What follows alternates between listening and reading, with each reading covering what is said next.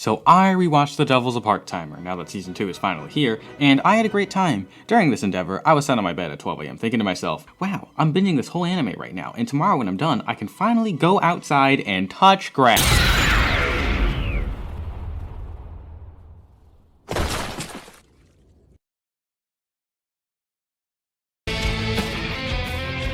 So, how does that work? Exactly. Well, it's fear-powered demonic magic in a reverse isekai anime. Maybe don't think about it that hard. Yeah, but how does that work? Please shut up. Exactly. My fateful rewatching of the series led me to obsess over several questions.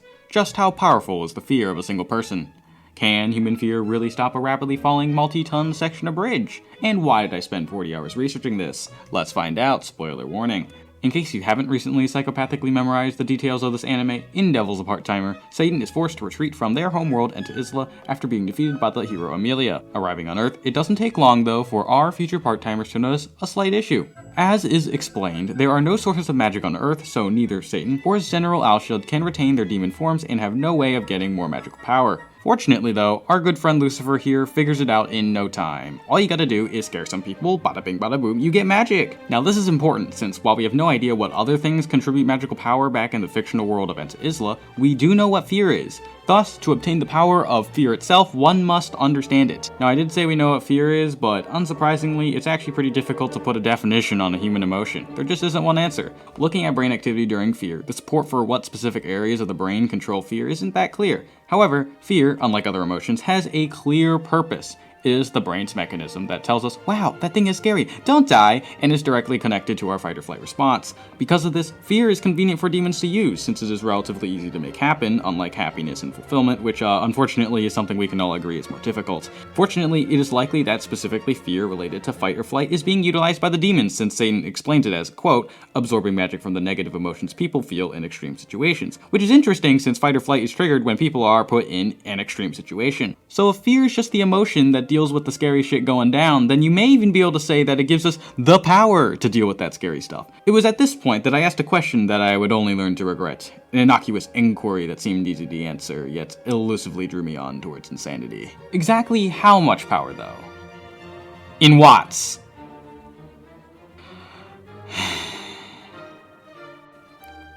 Okay, now we gotta take a slightly closer look at fight or flight. When someone goes into fight or flight, a number of changes happen to the body. Increased alertness from increased brain activity and an increase in heart rate and blood flow.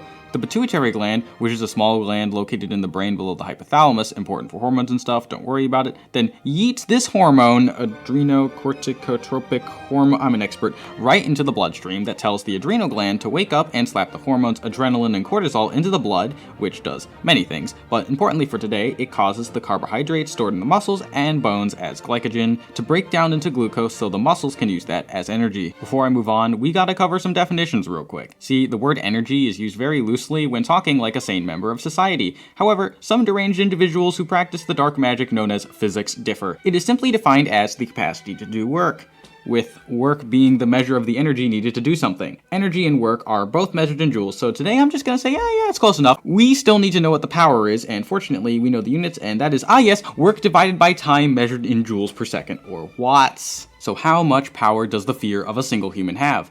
Assuming that the transfer of magical energy from the fear of humans to the demons is 100% efficient and has no dissipated energy because magic, all we need to know now is how quickly the body is able to break down glycogen during fight or flight.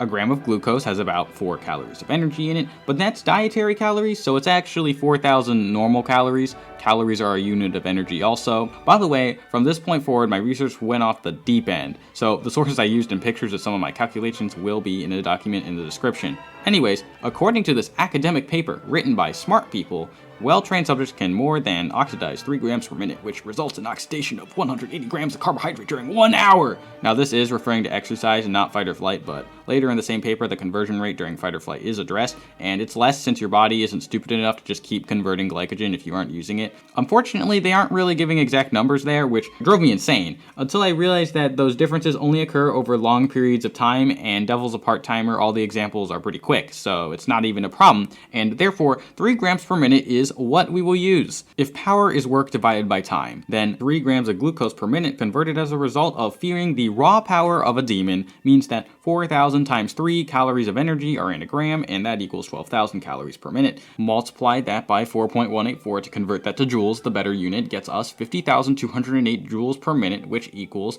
837 watts. 837 watts presents a few problems though. After all, 1 horsepower is 746 watts, and last I checked, humans aren't stronger than horses, so clearly something is wrong here. Or is it? See, even though it takes 10 men to equate the power of a horse, that's only because our flimsy human body can't use 100% of its energy for one thing, without silly things like heat loss, entropy, and not dying getting in the way. However, put in the hands of a demon armed with magic, Satan certainly can. See, there is a distinct lack of demonic energy sources on Earth. The Doomslayer's time will come later. The energy from the sun isn't demonic, a power plant isn't demonic, your toaster isn't demonic on Tuesday, but you know what is demonic? Your brain. If the glucose and other energy molecules in a human were produced by, say, I don't know, a result of fearing an all-powerful demon about to kill them, then clearly that energy is, it's demonic. This also is supported by what Satan notes in episode 1, alluding to how demons existing in our minds as fiction being a potential source of magical energy. Thus, the magical power flows into the demons like water rushing out of a floodgate, and it is time to finally put this down and, move on like a normal person. I'm not done. What are you talking about? If the fear of one human is 837 watts, then does the devil really have enough power to do all this magic? Fear not! Exhibit A, Season 1, Episode 5, Satan and Emmy versus Lucifer and an old man. Lucifer shoots Satan through the chest, and then proceeds to fire a giant purple death laser to collapse this highway in Tokyo. This understandably scares plenty of people, and the power of fear is absorbed by Satan. This is a really pivotal part of the anime, so we should pay attention to the important aspects and character development, like how Satan stops the falling section of highway, holds it in the air for a bit, lowers it, and then raises it back up, fixes everything, and then we ask ourselves, how much wattage would that take? It can't possibly be that difficult. Literally, just find the power. No. First off, we need to know how far that bridge fell. Initially, I attempted to add the heights of the Toyota Prius shown in this frame, but after realizing the likely inaccurate proportions in an anime, and the fact that it had to be a Toyota Prius, I fell into dismay. However, it was at this point that I had a stroke of genius.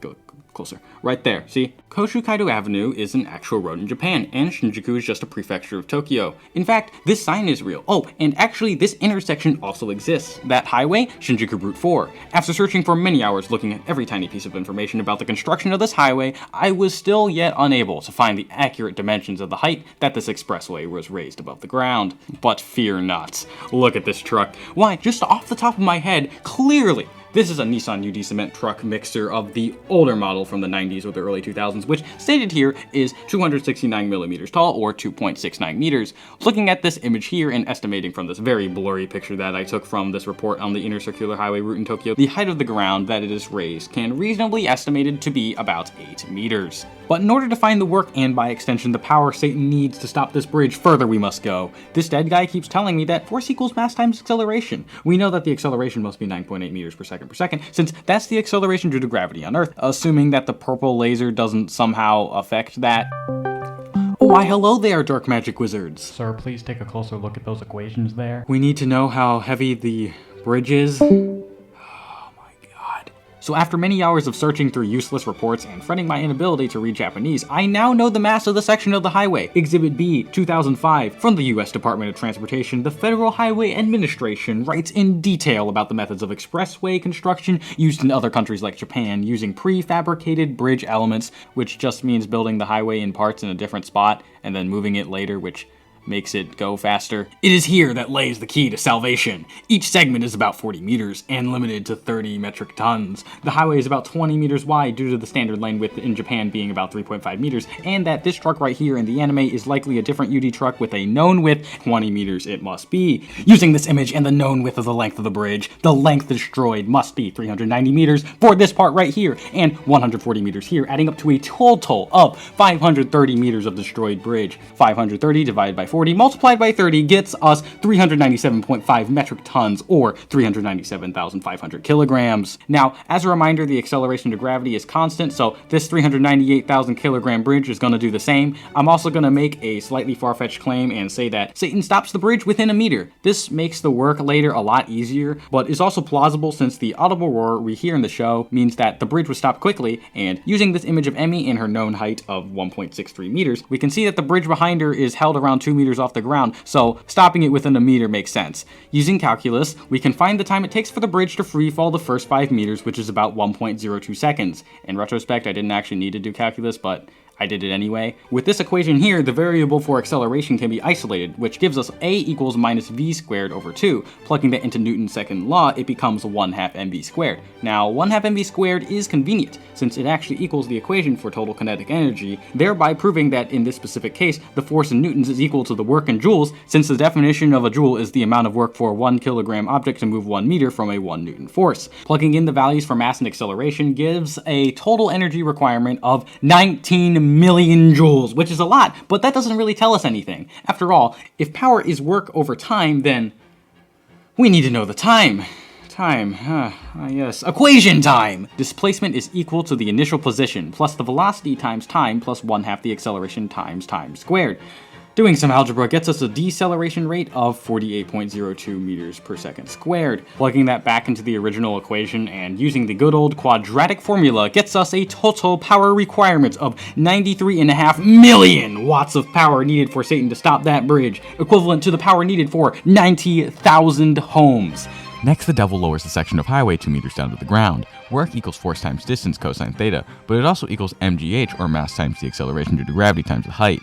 If the bridge was lowered at a constant speed, then at 1/6 meters per second, the work due to gravity equals the work done by Satan as he lowers it, therefore giving 7,701,000 joules of energy needed. Fortunately, this happens in one scene, so we just look at Devil the part-timer and see that it takes 12 seconds for Satan to lower it, giving us a smaller 649,250 watts.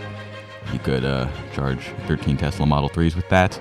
Lastly, for our power requirement calculation, Satan then raises this section of bridge back up to its original 8 meters, using pretty much the exact same math as 30 seconds ago, can then give us another additional 2 million watts of power. Adding up those 3 main parts gives a total requirement of 96 million watts that Satan needs at the bare minimum to take from the surrounding terrified people. So, are there actually enough people to do that? Remember that this takes place right near Shinjuku Station, and good thing too, since it's literally the busiest station in the world with 3.6 million people passing through it each day. I'm going to use that to estimate that around 150,000 people are there at the time that we see in Devil's the Part-Timer, since more people will be there during the day than in the evening. Accounting for people actually living in Shinjuku also, using the known population density and the probable radius of terrified people based on the length of the bridge collapse, I will add an additional 14,312 people in the affected area. I've finally done it.